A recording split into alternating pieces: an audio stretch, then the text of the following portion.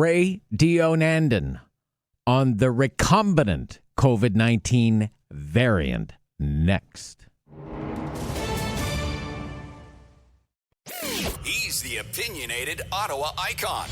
The Rob Snow Show returns On Rogers TV and City News. 101.1 FM and 1310 AM. When variants merge, this is the latest news in our fight against COVID-19. Recombinants. What does this mean? Dr. Raywat Deonandan is back on the Rob Snow Show this morning. He's an epidemiologist and an associate professor at the Faculty of Health Sciences at the University of Ottawa. Good morning. Good morning. Recombinant. What does that mean? It means that genetic code is disassembled, then recombined, and two different sources recombined together. So this is not an unusual event in the world of microorganisms, and coronaviruses are known to have done this in the past.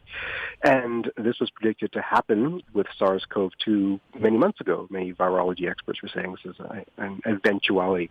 The way it works is if two different closely related viruses, in this case two different variants of COVID, infect the same person, in a given cell, there's RNA streaming back and forth. Now, the way a virus works is it injects its genetic material into your cell and tries to get your cell to create itself. So suddenly two of those viruses are doing the same thing. And the genetic material gets confused and ends up in the wrong, in creating the wrong virus. So if the viruses are closely related, you get bits of genetic material forming both of them, and you get some sort of hybrid creature as a result. Okay. So is it still COVID-19?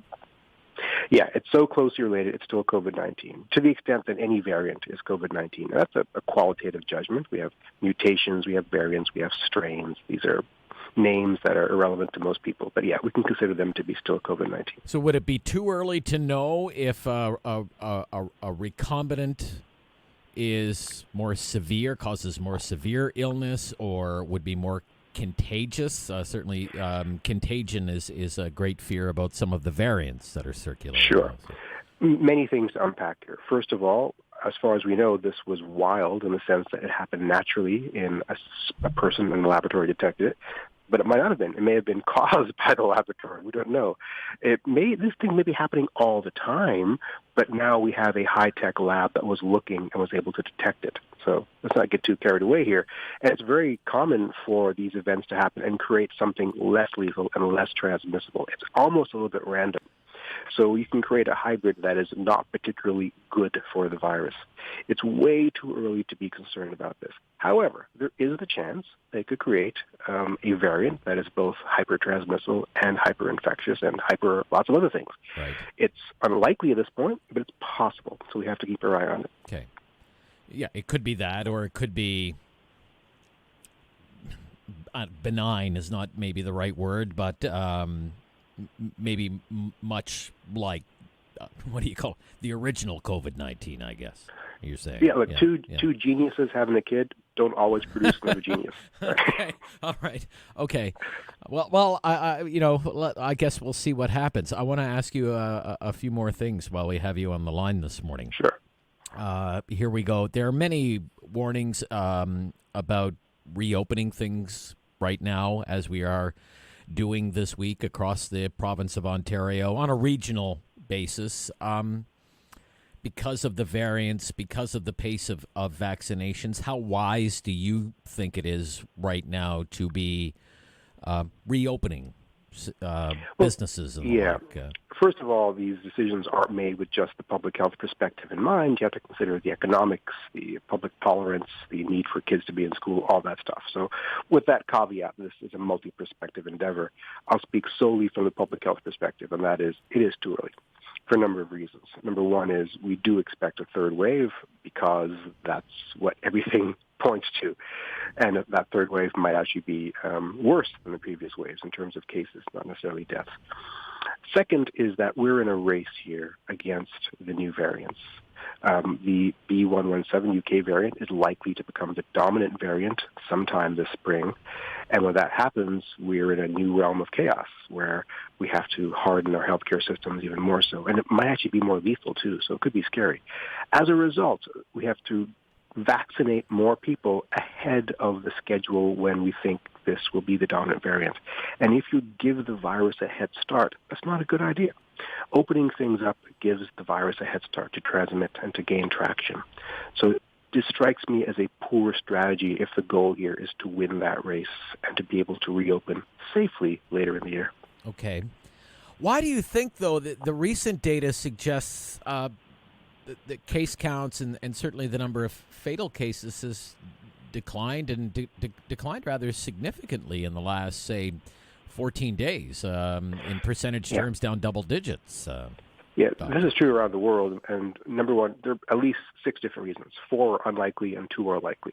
So the most likely reason is we're coming off of the Christmas holidays when people were socializing and the numbers were very high. So the hangover from that is finally faded, and we're going back to the normal levels of transmission. So that's the sort of the illusion of declining cases. Second is that many parts of the world are now taking this more seriously. Europe, the Middle East, and the USA have really instituted stricter conditions, better mask-wearing protocols, better quality of mask, looking at ventilation better, so the public health response is better. The other reasons that are less likely include seasonality. It doesn't look like it's very seasonal at all. So cross-immunity people talk about. There isn't a whole lot of evidence for that.